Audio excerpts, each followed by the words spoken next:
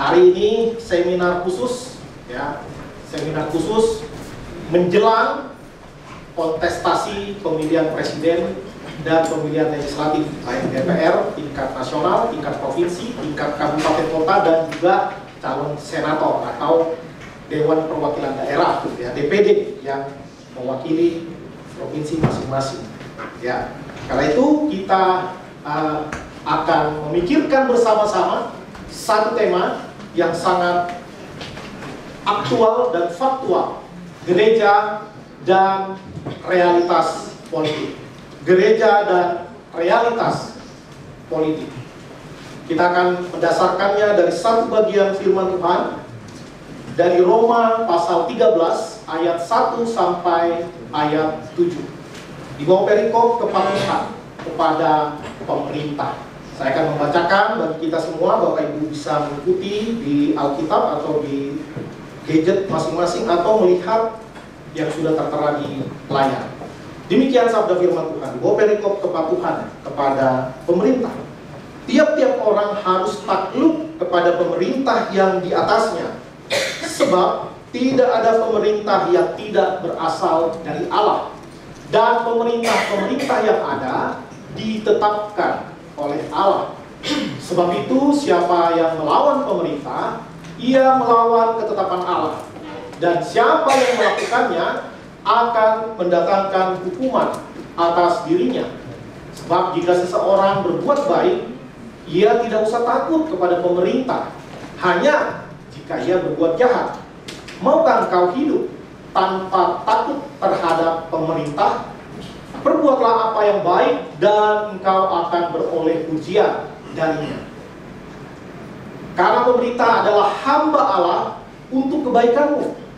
Tetapi jika engkau berbuat jahat, takutlah kepadanya, karena tidak percuma pemerintah menyandang pedang.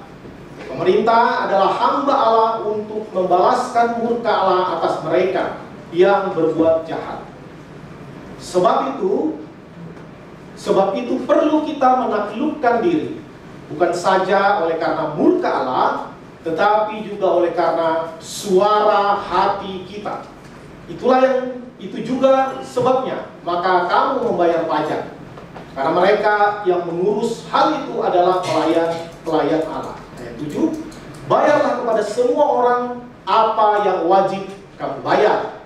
Pajak kepada orang yang berhak menerima pajak, cukai kepada orang yang berhak menerima cukai, rasa takut kepada orang yang berhak menerima rasa takut, dan hormat kepada orang yang berhak menerima hormat. Sedemikian jauh pembacaan firman Tuhan. Berbahagialah kita yang membaca dan merenungkan firman Tuhan di dalam kehidupan kita hari lepas hari. Sebelum saya memulai, saya mau disclaimer dulu, ya. Saya mau disclaimer dulu bahwa gereja ini tidak terafiliasi dengan calon manapun. Walaupun dress code hari ini berwarna biru, khususnya pemain musik warnanya biru muda sekali, ya. Itu bukan kode keras, itu kebetulan, ya. Saya memakai biru tua bukan sengaja, karena cuma ini warna biru saya, ya. Tapi itu bukan memberikan kode untuk kita mengarahkan jemaat yang datang di ruangan ini ataupun mengikuti ibadah secara live streaming, ya. Jadi itu hanya kebetulan.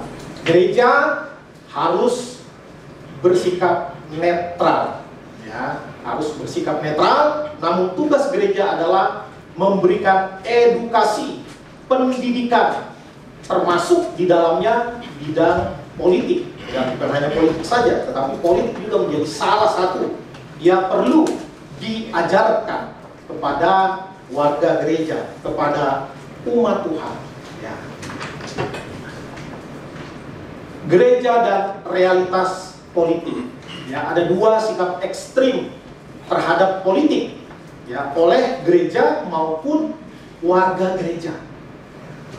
Ada waktunya di dalam sejarah bagaimana gereja masuk bahkan menjadi penentu utama di dalam kekuasaan, ya. Dan sejarah gereja membuktikan banyak kesalahan, penyimpangan yang dilakukan termasuk oleh gereja Tuhan. Karena apa? Karena gereja justru juga terlalu besar kuasanya di dalam memengaruhi kehidupan politik. Kok bisa? Gereja kan orang baik-baik, baca firman Tuhan. Ya, benar. Tetapi ketika memegang kekuasaan, maka itu adalah satu godaan yang sangat besar. Karena itu seorang terkemuka dalam politik, ya, budayawan dari Inggris bernama Lord Acton, dia mengucapkan satu adagium yang sampai sekarang masih terus terbukti kebenarannya. Power tends to corrupt, absolute power corrupts absolutely. Ya, itu opung saya bilang begitu. Ya, artinya kekuasaan itu cenderung untuk korup atau menyimpang. Ya, bahkan lebih daripada itu, kekuasaan yang tanpa batas, penyimpangannya juga akan jadi tanpa batas. Atau apa? Kekuasaan yang absolut pasti korup, pasti. Ya, ini belum lagi dikaitkan sebagai manusia berdosa, ya udah pasti. Ya, nah karena itu ada karena trauma akan peristiwa-peristiwa masa lalu di mana gereja bukan menyuarakan kebenaran, tetapi ikut di dalam konspirasi kekuasaan, maka kemudian sebagian gereja di dunia modern benar-benar menjauhkan diri dari politik. Ya, tadi aja gambarnya seperti persimpangan, lalu dibilang ini gereja, ini politik, lalu dibilang tidak boleh belok ke panahnya ke arah politik. Jadi itu seperti masih ada trauma terhadap aktivitas atau politik praktis di masa lalu yang di dalamnya gereja juga terjerumus dan terperangkap dan menikmati penyimpangan-penyimpangan yang ada. Maka di sisi lainnya gereja menjadi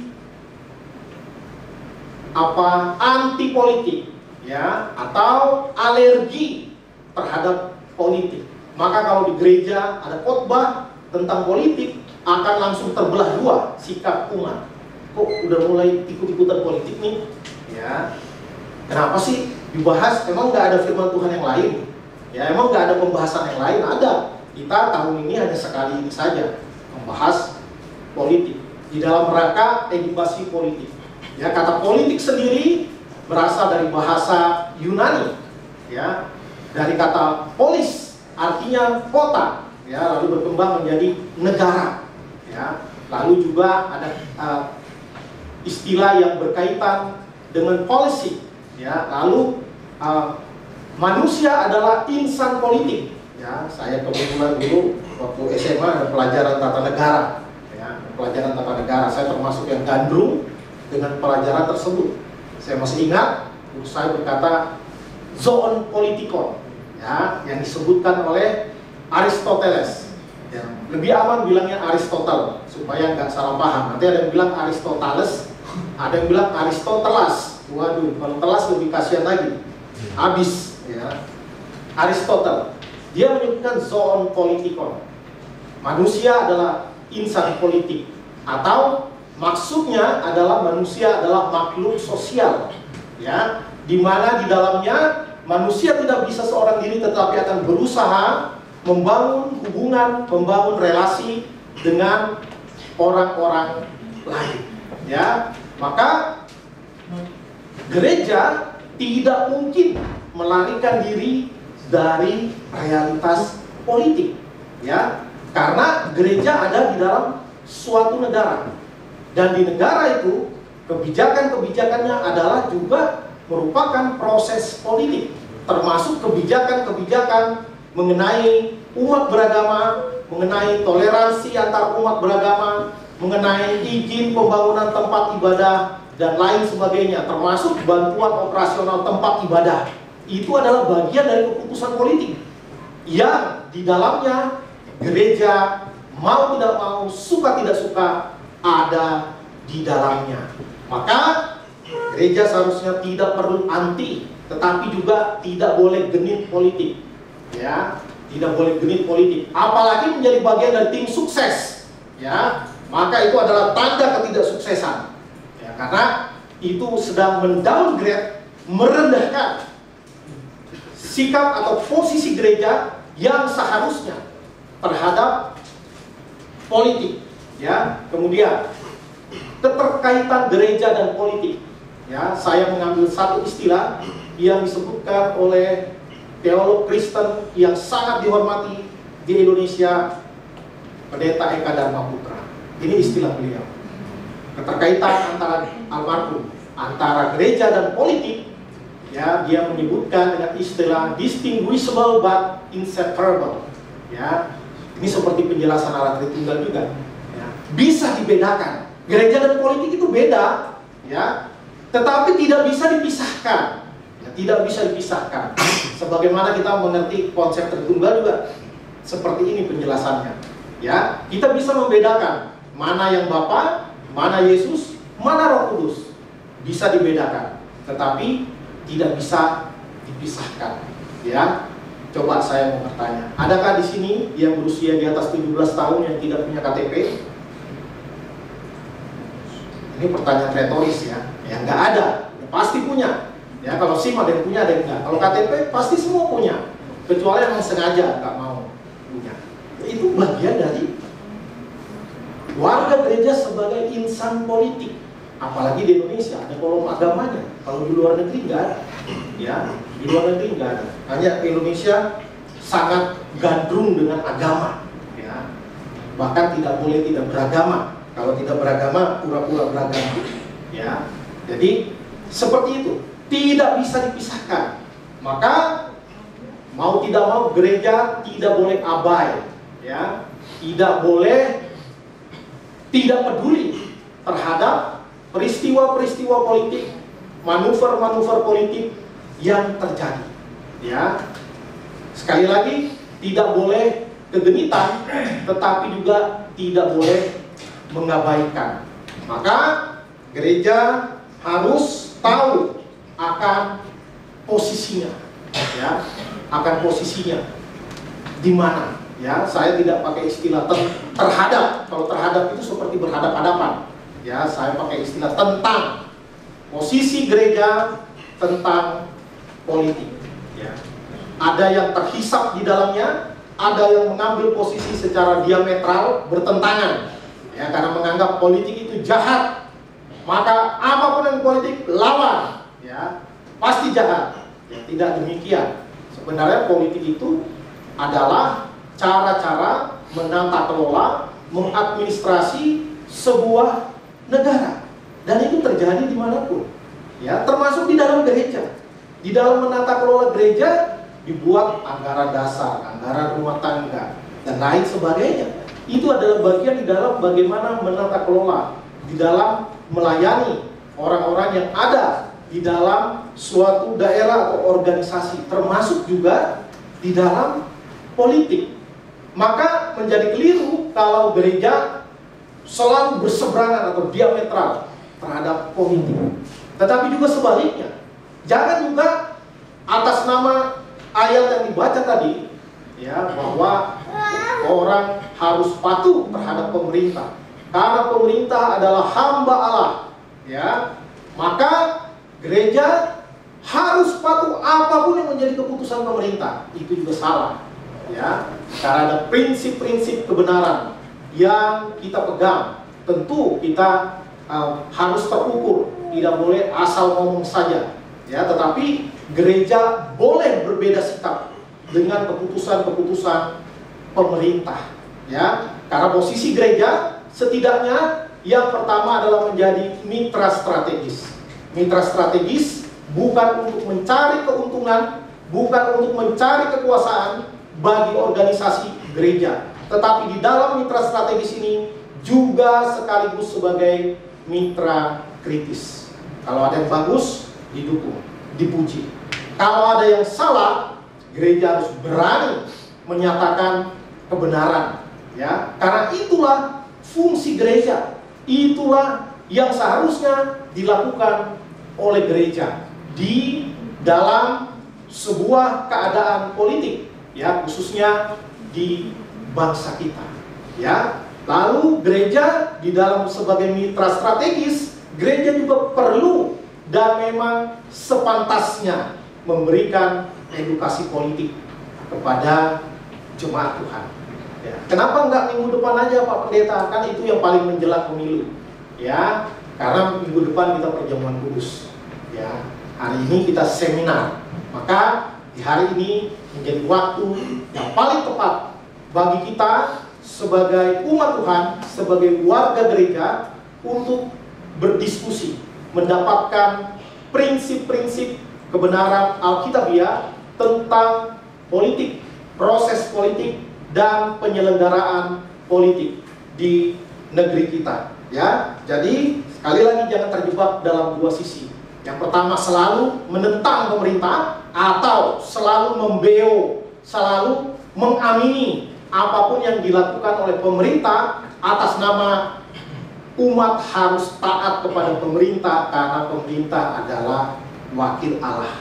Ya, ini menarik ya karena konteks ditulisnya kitab ini surat Paulus kepada jemaat di Roma yang notabene adalah penjajah, ya, kolonialis dari bangsa Yahudi. Tetapi Rasul Paulus dengan sengaja tetap menyatakan, walaupun pemerintahan itu beda agama, bahkan secara iman Kristiani dikatakan mereka orang kafir, tetapi bagaimanapun Tuhan yang menetapkan mereka, seperti di ayat yang kita baca tadi.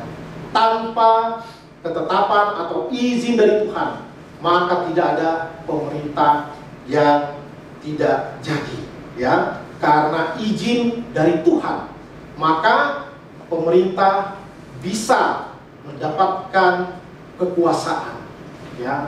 Walaupun banyak di dalam sejarah ada pemimpin-pemimpin yang begitu jahat di Alkitab maupun di masa setelah Alkitab. Ada banyak, ya. Kita tahu ada Hitler di zaman modern, ada Machiavelli, ya, ada banyak, ada Mussolini, ya, diktator-diktator yang begitu kejam, ya, ada Lenin, Stalin di Rusia dan di berbagai-bagai tempat. Ya, Indonesia juga pernah ada di zaman itu, di zaman judulnya demokrasi, ya, tetapi lebih mirip kerajaan, ya, dictatorship, ya. Demokrasi tetapi tidak boleh bersuara, ya. Makanya ada jokes di zaman Orba, ya, orang Indonesia berobat gigi ke Singapura, ya. Dikira ini komplikasi apa nih? Ternyata cuma mau bersihkan gigi, ya. Dokter gigi bingung, kalau gini ngapain ke sini? Emangnya di Indonesia nggak ada dokter gigi? Jawabannya banyak. Lantas ini kasus sangat dasar, ya, cuman bersihkan karang gigi. Masalahnya bukan nggak ada dokter gigi, katanya. Di negara kami nggak boleh buka mulut. Bagaimana mau diperiksa? Nah, ini jokes politik, ya, ini agak-agak jokes pinggir jurang. Salah-salah kena undang-undang ITE. Nah, seperti itu. Jadi gereja harus memainkan tugasnya sebagai mitra dari pemerintah. Tentu lebih banyak porsinya untuk hal-hal rohani, tetapi di dalam teologi yang kita anut bahwa dunia ini adalah pentas kemuliaan Allah. Kita tidak membagikan ini rohani, ini sekuler. Jadi kalau di rohani jangan macam-macam. Kalau di sekuler terserah, ya, bebas. Tidak demikian, ya. Pandangan teologi gereja kita, bagaimana nilai-nilai kebenaran itu harus masuk ke semua aspek kehidupan, ya. Karena dunia adalah pentas kemuliaan Allah. Maka orang-orang Kristen, apapun profesinya, apapun bidang pekerjaan dan usahanya, tetap harus menjunjung tinggi nilai-nilai dan prinsip-prinsip kebenaran Kristiani di dalamnya. Ya, di Alkitab kan ada kalimat yang bagus sekali. Apakah dengan menyatakan kebenaran aku menjadi musuhmu? Ya, nyatakanlah kebenaran sebagai kebenaran, walaupun kita teman. Ya, nyatakanlah yang salah sebagai yang salah, walaupun itu atasan kita. tetapi tentu harus dengan lemah lembut dan hormat. Itu adalah bagian dari implementasi iman kita di dalam kehidupan praksis, ya, di dalam kehidupan, di mana politik menjadi salah satu bagian yang integral, yang tidak bisa dipisahkan di dalamnya, ya. Lalu sikap warga gereja dalam politik saat ini, ya, simpel saja. Tentu ketika mimbar berbicara, kita bukan mengatakan siapa, ya, tetapi inilah yang justru banyak digunakan, ya, karena ada kesukaan, preferensi, ada berdasarkan kesamaan jabatan. Nah, misalnya gubernur mendukung yang pernah jadi gubernur, ya, TNI mendukung yang pernah jadi TNI. Wah, saya mau dukung dia karena dia satu suku dengan saya, ya. Itu namanya identitas politik. Boleh nggak? Boleh, ya. Yang tidak boleh politisasi identitas, entah itu agama, suku, ya. Ada nilai yang lebih tinggi.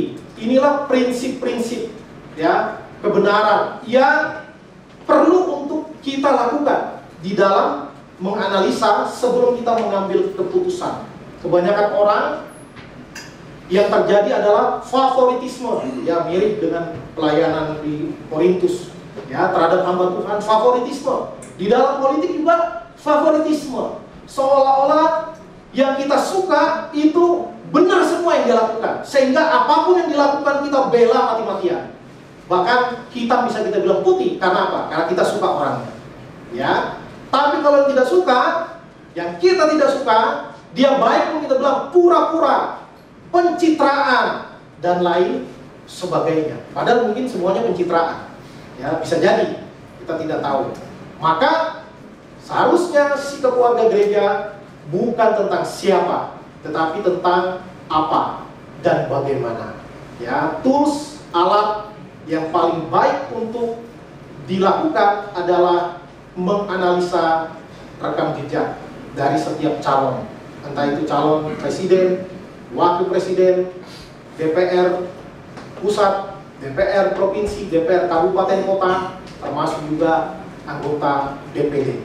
Saya sebagai pribadi, tentu gereja harus bersikap netral, tetapi sebagai insan politik, saya juga punya preferensi.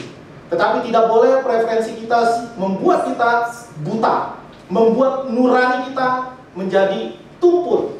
Kita harus berani berkata yang salah sebagai salah, ya, yang benar sebagai benar.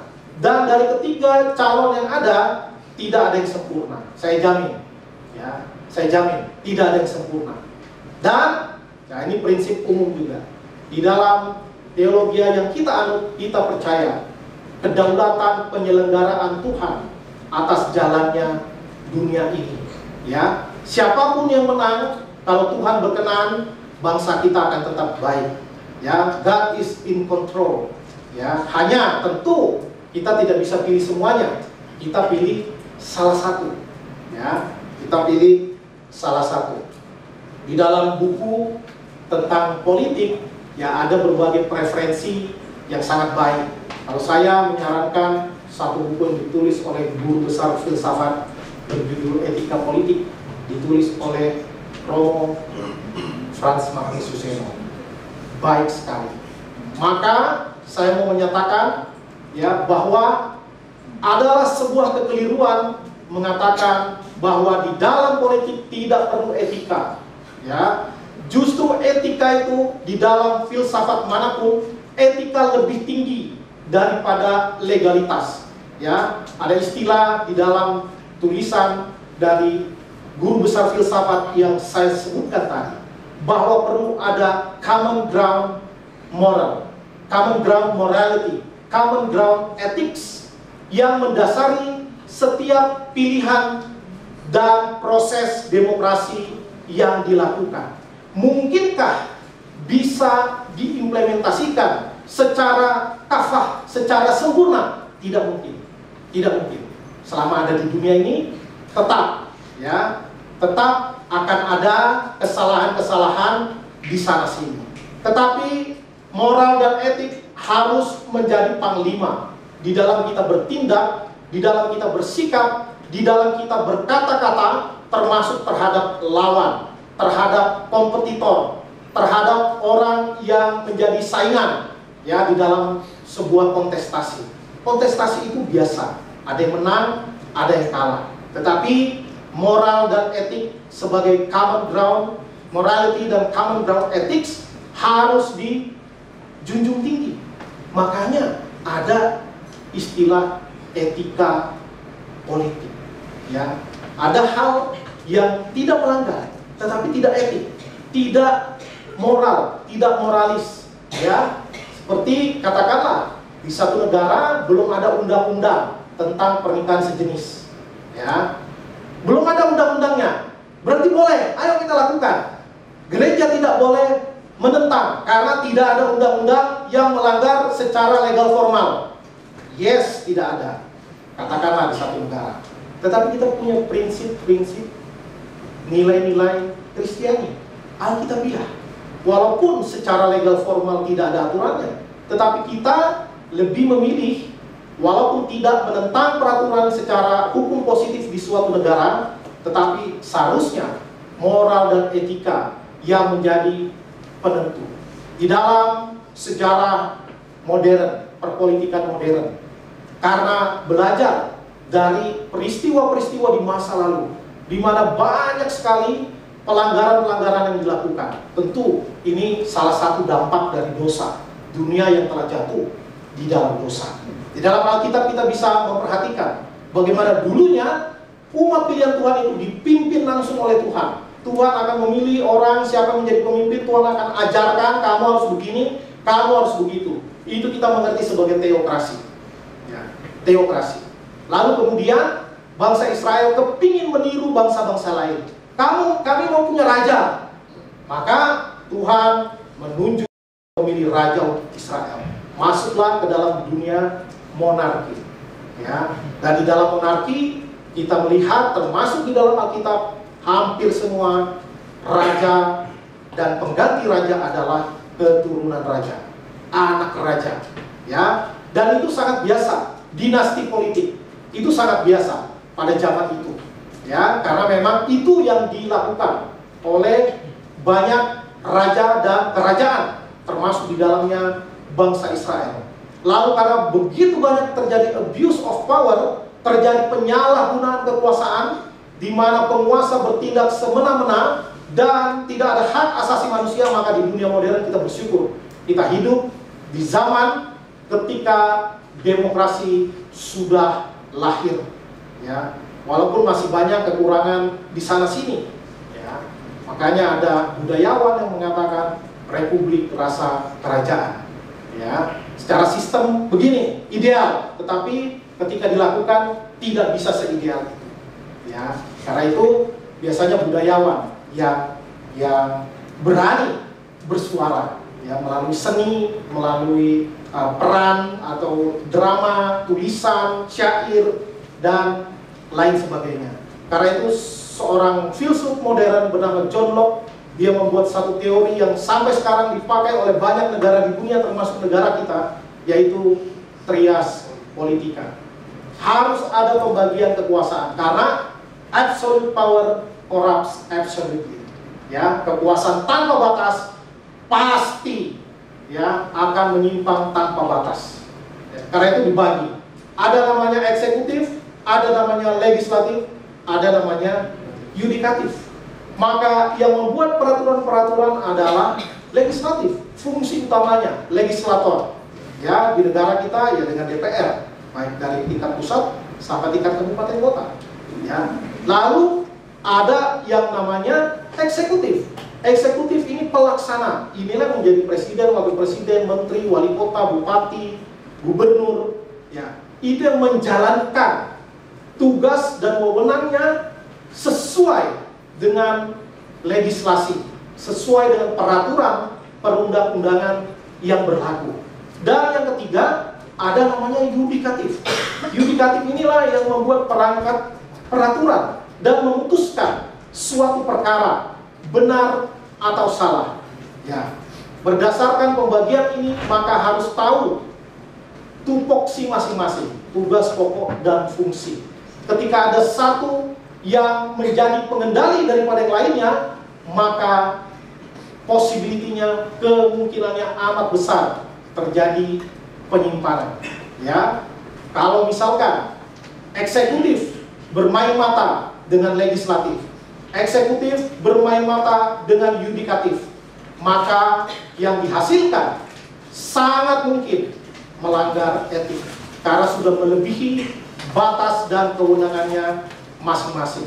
Sebagai pribadi, sebagai orang yang bersungguh-sungguh mempelajari firman Tuhan, termasuk saya menyimak perpolitikan sejak zaman Orde Baru, maka apa yang terjadi sekarang, saya berani menyatakan secara pribadi, bukan atas nama organisasi, ya, bahwa apa yang terjadi di dalam proses kandidasi terjadi pelanggaran etik. Karena apa? Karena penguasa tidak melakukan fungsinya dan membiarkan terjadinya pelanggaran etik berat melalui Mahkamah Konstitusi yang adalah lembaga yudikatif yang tugasnya adalah menyatakan suatu peraturan itu oke atau tidak, lanjut atau batal. Tetapi patut diduga telah terjadi satu konspirasi antara eksekutif dan yudikatif, sehingga membuat lembaga yudikatif berubah menjadi lembaga legislatif yang membuat peraturan, ditambahkan peraturan yang mana itu adalah pelanggaran etik, ya. Tetapi karena sistem yang membuat demikian, bahwa keputusannya final dan mengikat, maka itu yang terjadi, ya. Dan itu mengikat, tidak bisa dibanding, dan itu dilaksanakan, maka proses kandidasi berjalan tidak melanggar hukum, tetapi melanggar etik. Maka tentu tidak ada orang yang sempurna. Ya, saya sudah katakan, ketiga capres cawapres tidak ada yang sempurna. Siapapun yang menang, saya percaya negara kita tetap dalam kendali Tuhan. Tugas orang percaya adalah mendoakan, mendukung, menjadi mitra strategis, namun juga menjadi mitra kritis. Apa yang keliru dinyatakan keliru, walaupun kekeliruan pun di kedepannya bisa dipakai Tuhan. Ya, orang yang keliru bisa diperbaiki Tuhan, bisa. Orang yang selama ini baik tiba-tiba jadi jahat karena haus akan kekuasaan dan menikmati kekuasaan, bisa nggak? Sangat bisa. Kekuasaan bisa mengubah orang, kekuasaan bisa membuat orang berubah total. Walaupun tentu track record menjadi hal yang paling penting menurut saya, dan saya yakin kita semua sepakat soal itu. Rekam jejak, ya. Karena ada pepatah kuno mengatakan, menabur pikiran akan menuai tindakan, menabur tindakan akan menuai kebiasaan, menuai kebiasaan akan menabur kebiasaan akan menuai karakter, dan karakter yang akan membentuk atau menentukan nasib seseorang. And character will shape your destiny. Ya, ini kebenaran umum. Ya, walaupun sekali lagi kalau kita mau berdiskusi, tentu apakah pasti 100% orang yang rekam jejaknya baik akan baik? Belum tentu. Ya, tapi kalau kita menggunakan teori probabilitas, bahwa orang yang punya rekam jejak lebih mungkin untuk meneruskan kebiasaan dan karakternya.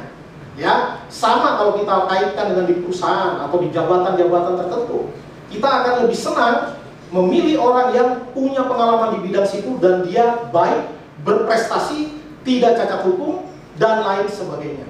Ya, walaupun belum tentu nanti dia baik, belum tentu. Ya, sebaliknya, orang yang punya rekam jejak bermasalah pasti jelek, belum tentu juga. Tuhan sanggup mengubahkan. Ya, tapi tentu rekam jejak menjadi alat ukur yang lebih baik daripada yang lainnya. Ya, daripada yang lainnya.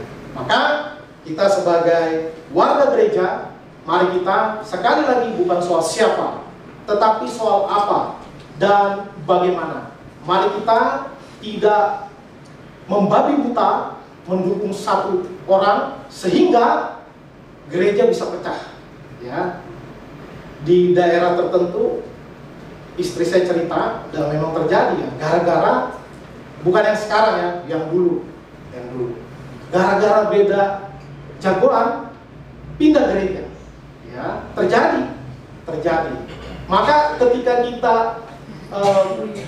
terlibat di dalam proses politik atau di dalam proses kontestasi, maka kita harus bersikap dewasa, ya, bersikap dewasa. Pilihan boleh beda, ya, tetapi ada yang lebih tinggi, persatuan Indonesia, ya. Kalau secara iman Kristiani tentu nilai-nilai persaudaraan itu yang penting, karena kontestasi kandidasi perpolitikan itu hanya 5 tahun, ya, hanya 5 tahun. Tetapi prinsip dan moral kebenaran itu selama-lamanya. Maka orang akan datang silih berganti, calon presiden, calon DPR akan ganti-ganti orangnya, ya. Tetapi prinsip ini harus dipegang. Prinsip ini harus dipegang. Maka bagi kita sekali lagi selamat menganalisa, boleh beda pilihan, tidak masalah, ya, tidak masalah. Kemarin di acara HUT, wah seru karena lagi musim kontestasi, maka kami berdiskusi, ya, bahkan berdebat, ya. Kenapa? Tetapi tentu pada akhirnya salaman, shalom, apa semua. Karena apa? Karena kita tahu ada nilai-nilai yang lebih penting daripada sekedar kontestasi. Katakanlah jagoan kita kalah, hanya 5 tahun. Tapi kalau kita kehilangan hubungan persaudaraan dengan saudara seiman, dengan saudara sebangsa dan setanah air, jauh lebih banyak mudaratnya daripada manfaatnya, ya. Maka ada nilai-nilai yang perlu kita pegang. Apapun yang menjadi pilihan kita, ya, rumah Tuhan jangan membabi buta, ya, karena babi aja nggak buta, ya, masa kita membabi buta, ya kan? Maka kita analisa dengan hati, dengan pikiran, ya, lalu kita menentukan pilihan berdasarkan kerja-kerja yang kita lakukan, ya, kerja-kerja yang kita lakukan. Tentu sekali lagi mimbar gereja harus netral, tetapi sebagai hamba Tuhan saya juga mau mengatakan bahwa gunakanlah hak pilih kita. Itu bagian dari kita taat kepada pemerintah, ya. Ada orang yang takut nanti kalau kerusuhan, waduh saya H-1 saya pergi ke luar negeri, ya. Ya itu hak demokrasi. Memilih untuk tidak memilih juga hak demokrasi. Tetapi kita akan lebih bahagia dan lebih besar kontribusi kita ketika memilih. Walaupun mungkin jagoan kita kalah, nggak ada masalah, ya, nggak ada masalah. Tuhan tetap berdaulat atas bangsa kita, ya. Kan di firman Tuhan dikatakan, engkau merekarkan yang jahat, tapi Tuhan merekarkan yang baik. Gampang bagi Tuhan, ya, gampang bagi Tuhan. Tetapi mari kita semarakan, apalagi disebut pesta demokrasi, ya, pesta demokrasi. Namanya pesta itu riang gembira, ya. Ada juga yang berantem si pesta, ya. Kalau pada udah mabuk hilang kesadaran bisa berantem. Tapi kita pesta dengan akal sehat, dengan nurani yang bersih, kita menentukan pilihan, ya. Dan siapapun yang terpilih nanti, itulah ketetapan Tuhan bagi bangsa dan negara kita. Kiranya bangsa kita senantiasa di dalam lindungan dan pertolongan Tuhan. Amin. Saya berhenti di sini untuk jemaat Tuhan dibuka ruang tanya jawab. Ya, di belakang dulu. Silakan. Ya, terima kasih Pak Bendara. Memang ini tahun politik ya, dan kita sebagai warga negara tentunya harusnya berkontribusi di dalamnya, karena kita nggak mungkin lepas dari identitas kita sebagai warga negara. Tadi saya agak sedikit tercelik kali ya, ketika Pak Pendeta ngomong tentang rekam jejak. Kita harus tahu bahwa negara kita ini memang unik dan punya dinamika yang cukup luar biasa menurut saya. Karena rekam jejak di negara ini pun bisa diatur dan bisa dibikin, dan belum tentu rekam jejak itu seutuhnya benar. sisi lain, di dalam kelemahan, di dalam kekurangan, kalau kita bicara baca Alkitab, Tuhan pun bisa pakai untuk kebaikan. Kalau kita lihat sejarah amandemen tentang undang-undang kita, itu beberapa kali juga terjadi. Nah,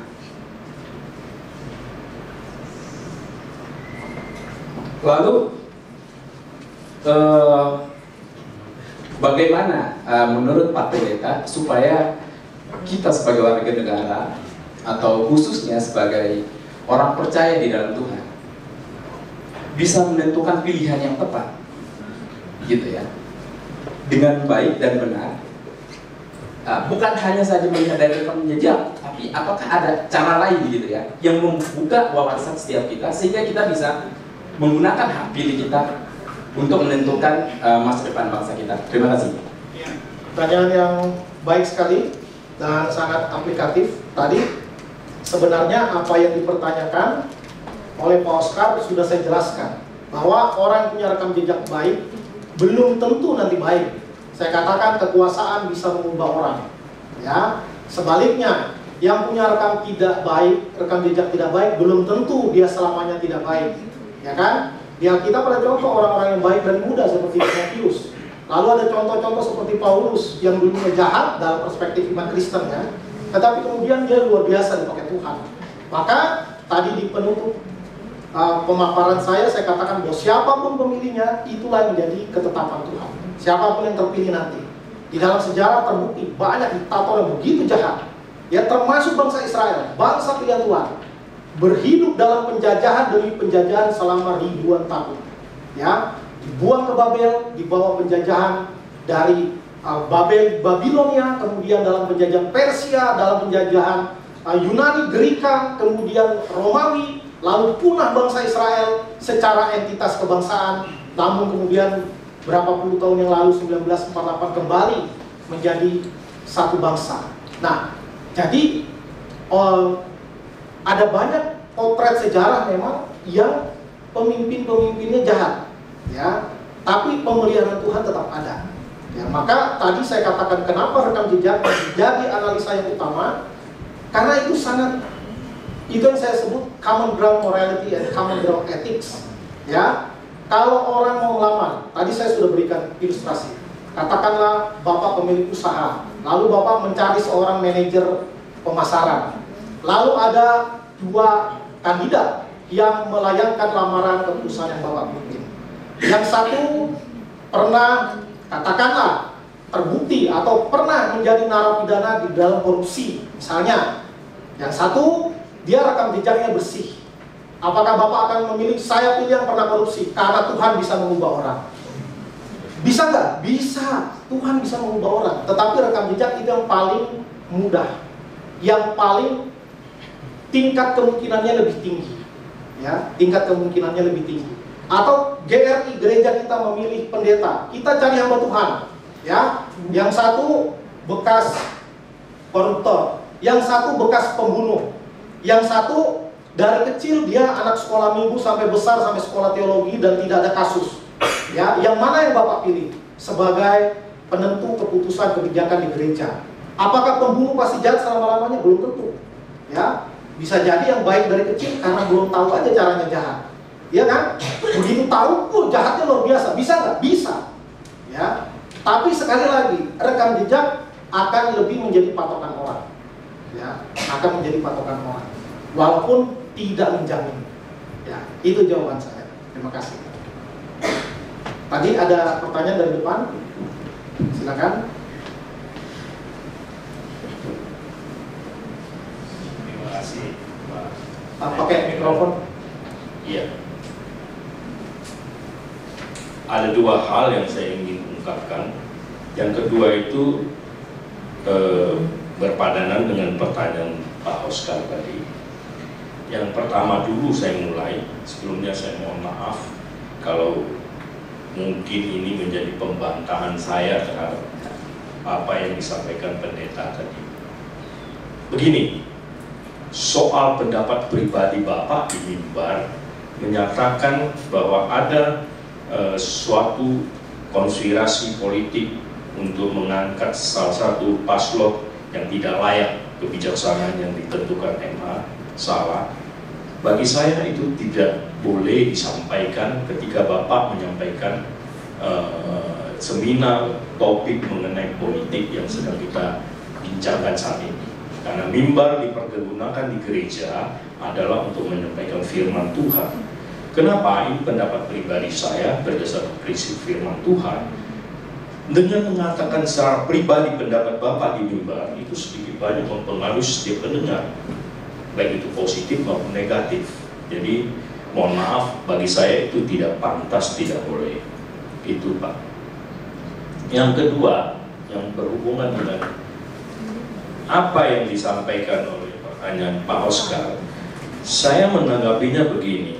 Tadi Pak Pendeta sudah jelaskan dengan baik, tetapi bagi saya rekam jejak itu memang tidak cukup. Kita harus mengikuti dari awal, dari hulu hingga akhir. Kita lihat contohnya, hari ini banyak orang menghujat dan tidak setuju dengan sikap Presiden kita Jokowi. Rekam jejaknya tidak ada yang membuktikan bahwa dia baik, bagus dari awal hingga dia menjadi presiden periode kedua masuk. Dan di akhir sekarang ini banyak orang lihat rekam jejaknya jelek. Jadi tidak cukup. Tadi sudah dijelaskan dengan baik bahwa memang prinsip di dalam firman Tuhan, kalau saya perhatikan, baik pemimpin Musa, Daud yang hebat-hebat itu, ada beberapa prinsip yang saya temukan bahwa karakter itu penting sekali seorang pemimpin. Selain karakter, jadi saya garis bawahi, rekam jejak itu tidak cukup karena orang bisa berubah. Seperti tadi contoh saya Jokowi, kita menganggap dia berubah. Namun saya sendiri belum punya kesimpulan apakah Jokowi itu dengan akhir-akhir ini merupakan jejak yang jelek, belum tentu. Tentu beliau punya pemikiran dasarnya apa, kita yang belum menemukan itu. Dan kita pun tidak bisa langsung ngejudge itu. Yang kedua, contoh Paulus tadi sudah disinggung. Paulus track recordnya itu pasti kita tahu. Sampai jemaat sana itu pun ngeri, takut, tidak berani terima Paulus. Perlu ada pembuktian, ya. Nah, seperti itu. Itu contoh sebaliknya bahwa rekam jejak itu tidak menjadi jaminan. Jadi lebih pada prinsip karakteristik seseorang. Yang kedua yang saya ketemukan adalah integritas. Di dalam Alkitab jelas menjelaskan baik Musa, baik Daud, ya, dan pemimpin-pemimpin yang hebat itu di sana. Yang ketiga, kemampuan memimpin, jelas itu penting, ya. Yang keempat, tentu paslon 1, 2, 3 ini harus peduli terhadap masyarakat, umat yang akan dipimpinnya, ya. Itu penting untuk mensejahterakan rakyat ke depannya.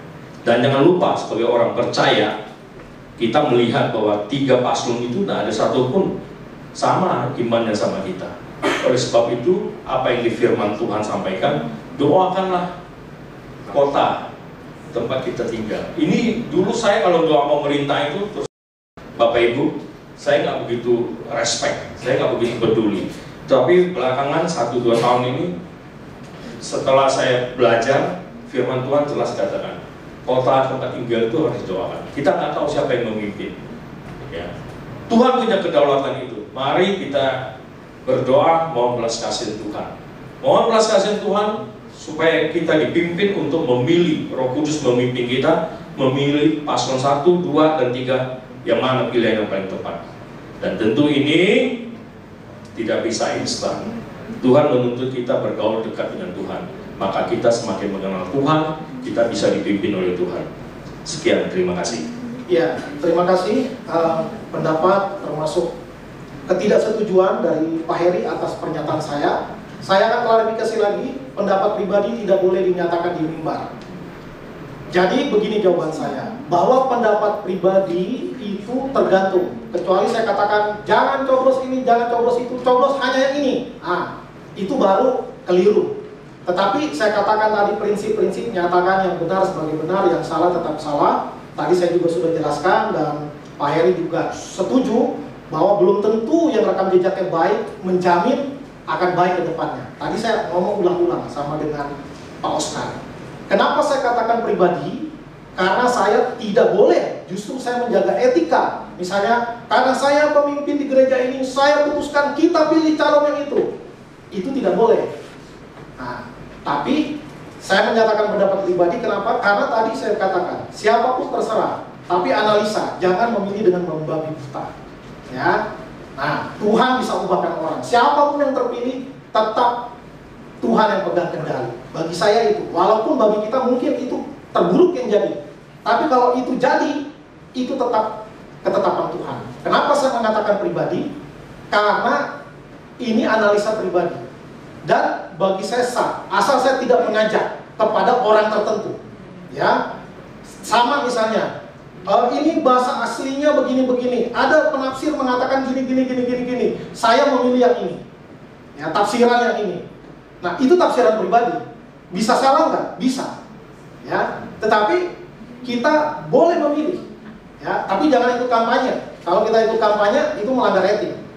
Nah, itu melanggar etik. Tapi kalau kampanye di luar daripada organisasi, boleh-boleh saja. Itu hak politik pribadi. Nah, makanya saya katakan sebagai pribadi. Sehingga apa? Kalau ada yang memelintir kalimat saya tidak akan membawa gereja. Ya, itu pribadi. Jadi nggak ada orang kena gara-gara saya. Makanya saya tadi katakan sebagai pribadi. Jangan saya bilang sebagai ketua sinode Gereja Reformasi Indonesia, itu ngaco. Ya, itu nggak boleh. Justru saya menjaga etik sehingga saya dengan sengaja memilih diksi pribadi. Ya, gitu. Dan saya mengajak kita gunakan hak pilih kita, siapapun calonnya. Saya sepakat, rekam jejak tidak menjamin. Tetapi sekali lagi tadi saya katakan, rekam jejak itu tools yang paling gampang dilihat. Sebagaimana orang melamar ke sebuah perusahaan dan lain sebagainya. Ya kan? Katakanlah, ada calon Kapolri, calon Panglima. Sebelum jadi, pasti nanti dikasih tahu ke publik. Dia pernah jadi Kapolsek di sini, dia pernah jadi ini, terakhir dia jadi Kabar Eskrim. Rekam jejak. Ya, rekam jejak. Walaupun mungkin banyak masalahnya, cuma nggak ketahuan aja. Misalnya, bisa nggak? Bisa. Tetapi rekam jejak itu hal yang sangat natural. Hal yang sangat natural. Dan saya juga bilang tadi, bukan satu-satunya. Dan tidak menjamin. Saya sepakat soal tidak menjamin. Jadi perlu karakter, integritas. Sekali lagi, karakter dan integritas itu adalah rekam jejak. Ya kan? Bagaimana melihat? Bagaimana dia dulu memutuskan, bagaimana dia dulu berperilaku di masa lalu. Orang akan lihat ke situ. Ketika berbicara karakter, nggak mungkin ini karakter saya 2 tahun lagi baru jalan. Atau karakter saya ini kalau saya jadi presiden. Enggak. Karakter itu kan tadi, mulai dari pikiran, tindakan, kebiasaan menjadi karakter, baru menjadi destiny. Ya, menjadi itu tools yang paling mudah, tapi tidak menjamin. Gitu. Ya kan? Banyak kan di Alkitab yang awalnya baik, terakhirnya kacau, kayak Salomo misalnya. Nah, itu tidak menjamin, tetapi itu yang paling natural untuk dijadikan salah satu rujukan dan preferensi. Ya, itu jawaban saya. Terima kasih. Boleh saya ambil? Boleh. Jadi tadi Bapak sudah menyampaikan berapa banyak ilustrasi yang boleh disampaikan di mimbar secara pribadi. Saya setuju itu. Tetapi kita mesti peka. Ketika kita bicara sesuatu tentang sesuatu yang sangat peka, kita juga harus hati-hati. Ketika kita menyampaikan pandangan kita bahwa yang menyangkut salah satu paslon yang bisa mempengaruhi cara berpikir orang tentang pendapat kita, itu kita sudah masuk ke ranah mengarahkan atau katakanlah kampanye. Ya, itu yang saya sebutkan tidak boleh terjadi. Gitu. Kalau yang belakang-belakang saya setuju banget soal bahas karakter apa segala macam, saya setuju itu. Saya tidak permasalahkan itu, saya cuma menegaskan aja bagaimana supaya kita belajar daripada Alkitab untuk menentukan seorang pemimpin, apa hal-hal yang harus kita perhatikan. Yang saya garis bawah yang paling penting adalah hal-hal kita mesti punya suatu kepekaan. Kalau saya sebutkan ini pasti menyangkut paslon ini, nah itu harus hati-hati. Itu akan mengarahkan baik positif maupun negatif. Saya katakan, saya tidak bilang bahwa itu mempengaruhi negatif. Itu Pak, terima kasih. Ya, ini bagian dari bagi saya ini pernyataan yang penting untuk dinyatakan. Saya katakan sebenarnya program semua paslon pasti tidak terjadi 100%. Saya jamin. Ya. 01 bilang BBM gratis. Saya bilang nggak akan terjadi. 02 bilang makan siang gratis, susu gratis. Saya bilang nggak akan terjadi 100%. Karena ada orang yang alergi susu. Dia minum malah sakit, bukan mengatasi stunting. Lalu ada yang di pedalaman puncak Papua, gimana ngantar makanan dari Jayapura ke puncak Papua? Nggak bakal terjadi. 03, satu keluarga miskin, satu sarjana. Pasti terjadi nggak? Tidak mungkin terjadi 100%. Kenapa? Karena ada yang keluarga miskin, anaknya yang paling muda umur 30. Nggak mungkin satu sarjana, lulus SD aja enggak. Ya kan? Maka pasti terjadi nggak? Pasti tidak terjadi. Setidaknya secara paripurna. Ya. Maka dari semua yang ada, ya itulah politik. Saya pernah menyatakan bahwa ada yang bilang politik itu seni berjanji dan untuk kemudian menjelaskan kenapa janjinya tidak dilakukan. Ya. Itu politik. Tetapi ya namanya kampanye, kandidasi pasti menjual program. Nah itu baik. Itu baik, menjual program. Maka tadi saya katakan kita perlu menganalisa. Ya, jangan membabi buta. Menganalisa dengan hati, dengan pikiran untuk kemudian memilih yang terbaik. Saya tutup di ujungnya sekali lagi. Saya tidak mengarahkan, kalau tidak setuju enggak apa-apa. Ini bukan soal surga dan neraka, ini soal 5 tahun. Ya, ini soal 5 tahun. Tetapi saya bisa menyatakan prinsip-prinsip tertentu bagaimana saya mempelajari, menganalisa dari berbagai sisi, dari firman Tuhan, dari kehidupan, dari berita, dari rekam jejak. Ya, itu menjadi alat untuk menolong sebelum menentukan pilihan. Dan di ujung saya katakan, siapapun yang terpilih, kita tetap di dalam wadah gereja, ya, tetap di negara yang sama, semua saudara. Persatuan bangsa dan negara lebih penting daripada apapun juga. Itu sudah dibuktikan dalam sejarah. Dari mulai pembentukan negara kita, ada dua pihak, satu kelompok agamis, satu kelompok nasionalis. Lalu menentukan yang mana mau menjadi dasar negara, yang mana, apakah umum, apakah ada privilege kepada kelompok tertentu, ya. Dan bangsa kita, pendiri bangsa kita sudah sepakat bahwa kesetaraan semua, ya. Dan itu yang kita junjung tinggi, dan akhirnya bersatu. Dua kelompok yang begitu kuat mau memasukkan apa yang menjadi pandangan politiknya, ya. Akhirnya terjadi apa? Terjadi kemufakatan di dalam wadah Pancasila dan Undang-Undang Dasar 1945. Jadi saya tutup, siapapun yang terpilih, Tuhan tetap berdaulat, ya. Tuhan tetap berdaulat dan penyelenggaraan ilahi akan tetap berlaku. Bahkan saya mau mengatakan, ada orang takut kalau paslon yang itu terpilih, ya, orang Kristen akan dianiaya, khilafah akan berdiri. Saya katakan, kalau Tuhan tidak mengizinkan, tidak akan terjadi. Tidak akan terjadi. Kalau Tuhan mengizinkan, enggak, kita pilih pun menang. Dan bisa terjadi, bisa. Bangsa Israel hilang ribuan tahun. Karena apa? Penganiayaan. Penganiayaan. Tapi sekarang ada lagi. Ya kan? Itulah pemeliharaan Tuhan. Ya, maka enggak masalah.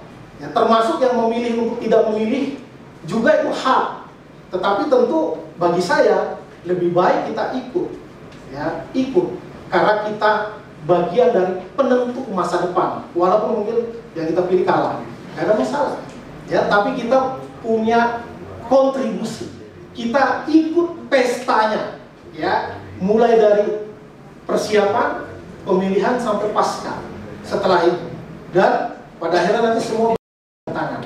Karena di negara kita ini unik, ya, apalagi 5 tahun terakhir, bingung oposisinya yang mana, ya kan? Yang menang jadi presiden, yang kalah jadi menteri, ya. Yang di bawah yang ribut, ya kan? Ini bisa jadi terjadi lagi nanti, bisa jadi terjadi lagi, ya. Jadi bukan menang jadi arang, kalah jadi abu, enggak. Menang jadi presiden, kalah jadi menteri, ya. Sangat mungkin, itu fenomena unik yang spesial di Indonesia, ya. Maka ya ini hanya 5 tahunan. Saya hanya menyampaikan apa yang menurut saya penting untuk disampaikan, dan sekali lagi tentang prinsip, bukan tentang siapa, ya, nggak penting siapanya itu, Ya, tapi apa dan bagaimana. Ya, mari kita menentukan pilihan. Oh, ada satu lagi, silakan. Sebentar aja. Saya bisa memahami apa yang disampaikan oleh Pak Heri. Jadi memang pendapat di mimbar itu memang suara kenabian begitu ya. Tapi yang perlu kita pahami juga bahwa waktu kita menyampaikan sesuatu, ada baiknya itu menjadi satu keseluruhan yang ikut dibicarakan gitu, supaya pemandangan tertentu itu nggak menjadi seperti tadi Pak Heri sampaikan arahan gitu. Nah, cuman saya perlu ingatkan juga tadi Pak Gelen sampaikan kita punya hak juga sebagai orang demokrasi untuk tidak memilih begitu ya. Di kejadian setiap kali pilpres atau pilkada atau apapun, kita tahu bahwa Tuhan berdaulat atas hasilnya. Jadi kalau mau tahu bagaimana Tuhan memimpin atau kita semakin mengenal kehendak Tuhan, justru pakai hak pilih itu. Karena kita adalah bagian yang ikut menggenapi apa yang menjadi rencana Tuhan. Nah, masalahnya kita memikirkan sesuatu yang keliru atau benar begitu nantinya. Sebab siapapun yang terjadi itu pasti kehendak Tuhan. Jadi boleh kita menguji kepekaan kita sendiri terhadap bukan sekedar data ini itu, hoax ini itu, macam-macam berita yang kita dengar. Tapi coba kita juga pikir, ada apa sih ini sebetulnya di negara ini kan? Nah, kalau yang kurang jelas atau apa, ayo kita ngumpul di bawah mimbar begitu kan. Kita diskusi benar-benar politik begitu kan. Bukan sesuatu yang jadi tabu juga gitu. Boleh pandangan-pandangan ini itu kita bisa duduk sama-sama kita diskusi. Tapi pakailah itu. Kalau mau nggak pakai, ya udah, itu hak. Tapi jangan lupa, di negara ini juga ada undang-undangnya. Jangan ajak orang-orang untuk golput, karena itu ada hukumnya, begitu ya. Jadi hati-hati soal itu. Kalau saya saranin sih, ayo ke TPS pakai. 5 tahun sekali kesempatan pilih, pakai itu. Sekaligus menguji kepekaan kita sendiri terhadap apa yang Tuhan kehendaki. Nah, kalau kita milih persis seperti yang terjadi, saya mulai peka nih. Jadi bukan sekedar baca-baca atau dengar hoax, tapi benar-benar kita bisa renungkan Indonesia ini mau kemana nih ke depan. Itu dari saya. Terima kasih. Ya, terima kasih. Ini pernyataan ya, bukan pertanyaan. Jadi saya tidak mengomentari, sudah tepat dan sangat wise apa yang dinyatakan oleh Pak Yuka. Tentu lebih baik memilih daripada tidak memilih, walaupun tidak memilih juga sebuah pilihan. Ya. Baik. Ya, demikian. Mari kita bersatu dalam doa.